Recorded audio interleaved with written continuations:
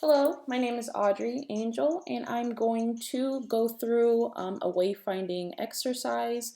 The particular wayfinding application I used or are going to be showing you is Google Maps. Google Maps is an interface made by the company Google that you can use either in an online platform, as I'm going to show you right here at www.google.com/maps. Also, you can use our Google Maps application on the phone for Android and for iPhone. So to begin with, I'm going to go ahead and give an introduction tour of the interface, and that way you can see the specific screens and different stuff that you can do on Google Maps. So starting off, I have open just the beginning screen that you would see once you click into Google Maps. It gives you a general estimation of the area for which you live in. I personally live near Washington, D.C. Therefore, it is pointing me to be in the Washington, D.C. area, and then all of the other surrounding metropolis around that. I personally live in Maryland, therefore it had gave me a snapshot picture of the area surrounding myself. Furthermore, we'll start at the left screen, which has the actual Google Maps navigation system.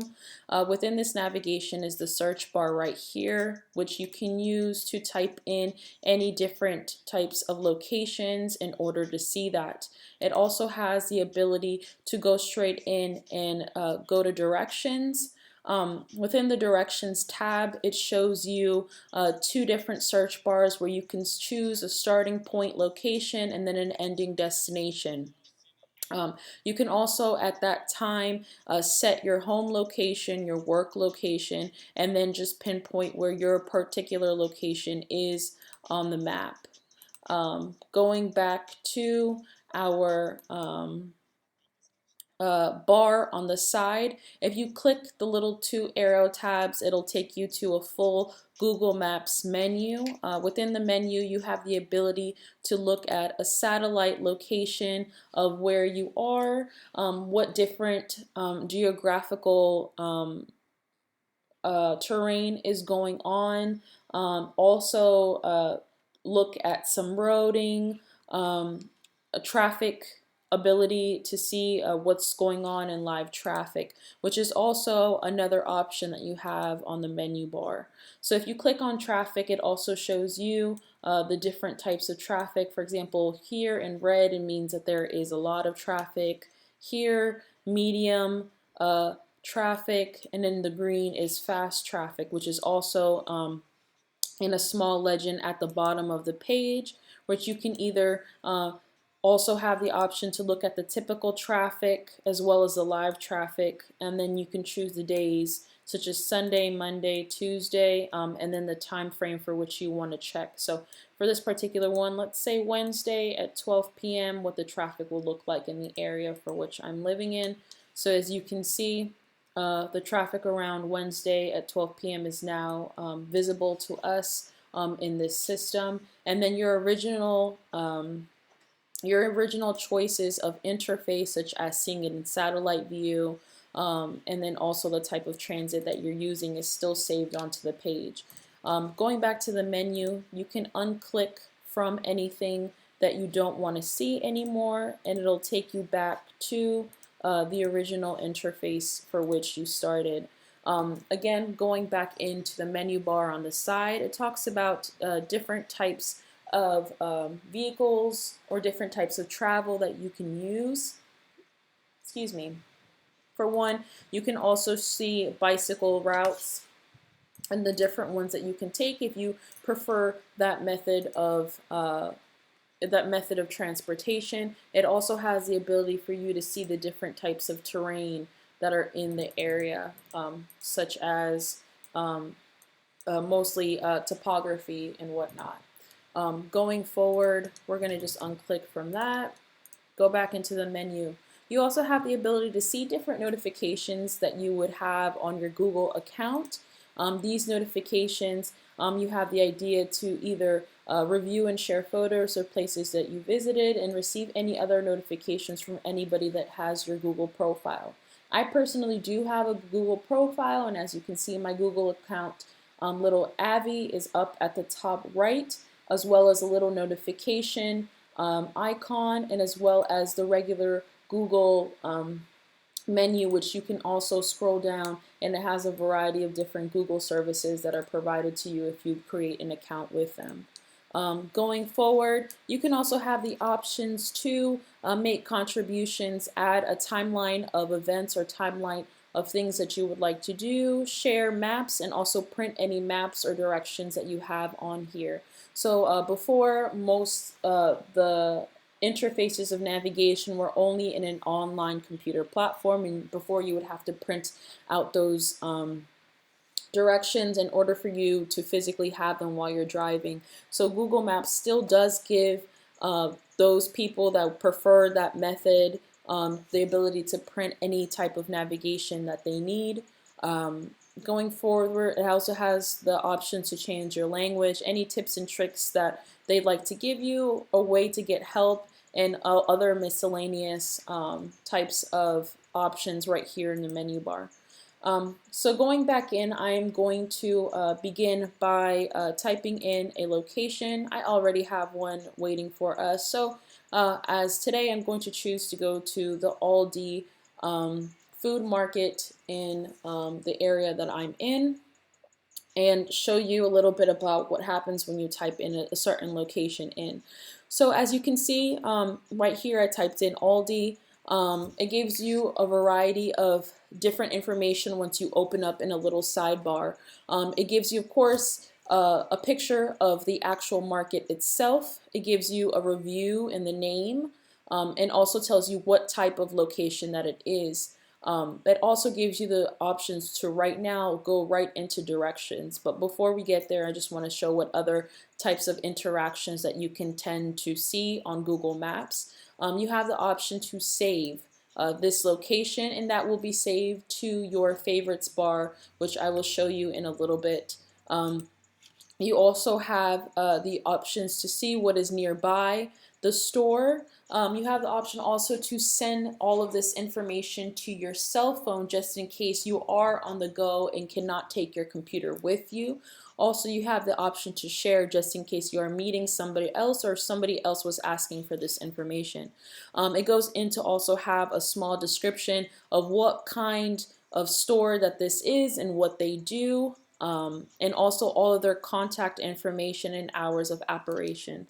So we're going to go ahead and go into directions. As you can see, it already puts down the ending destination once you click on that, and gives you the option to give us a starting location. So for this particular exercise, I'm going to just say I am on Wisconsin Avenue in Washington, D.C. And I'm going to go ahead and show you the different options that you can do while you're already in the directional menu. You have the option to also add a destination. So let's say I want to also stop by Walmart on the way there. So now it gives us a different options of Walmarts within the area that we are, that are nearby to our original destination, that we can also add into our navigation and directional menu. So I'm going to go ahead and say that I want to stop by the Walmart Supercenter near Richmond Highway. So then over here on the map, it adds that as another location. Gives you the directional from Wisconsin Avenue, our original starting location, and then goes ahead and adds another pin for the Walmart Supercenter I have chosen. And then it continues on with the directions all the way to the Aldi in this area. It also gives you the options to send these directions to your phone just in case, again, if you cannot take your computer with you or do not have a way to print. If you click down on the details menu, it goes into a word directional navigation. So you're able to physically see the different turn signals and whatnot of what you will be expecting and how to get there if you are not very good with seeing the actual ways on the map. So if you click down on this little arrow, it gives you more in detail turning signals in order to get to the location where you at. And any type of directional navigation would do for you. Going back to the original menu, we can go ahead and exit out of this, and it'll go back and put you through. The final thing that I want to go ahead and show you in regards to the regular interface is just over here at the bottom right corner. It has the option to allow you to see different things on the maps in different ways. So if you would like to scroll into your map, you can do that using the plus sign. If you would like to scroll out, you can use the minus sign. So this pretty much just zooms in and out for you to be able to see a larger or smaller geographical location of surrounding the areas which you have chosen. Furthermore, you also have the ability to grab a little person and place them right in the heart of wherever you want them to. Drop them in, and it'll give you a satellite imaging of that place and what it currently looks like as if you were on the street view. So exiting out of here, we'll go ahead and go back to our original interface. I'm going to go ahead and collapse the side panel, and at this time I'm going to just talk about a couple of things. So seeing the directionals and getting the directions, I would definitely say that it's fairly an easy system to use, and I feel like anybody could really use it. Google has a very great way of being able to give you a variety of information when you're out here looking for the different things, such as popular times, what times of the day of the week that you can view them, and what times are most busiest. You can also give a summary of the actual reviews and their rating in regards to the people that have visited there, as well as live photos of what the store looks like from other patrons that have visited that same location. If I could share 1 to 2 things to improve with the interface, I would definitely say that I'm not sure if I would personally have such an mounted a variety of information within a double menu bar. I do feel like it is fairly simple to use, but maybe just reducing the outside information here as just optional rather than to have it already open to a consumer to look at.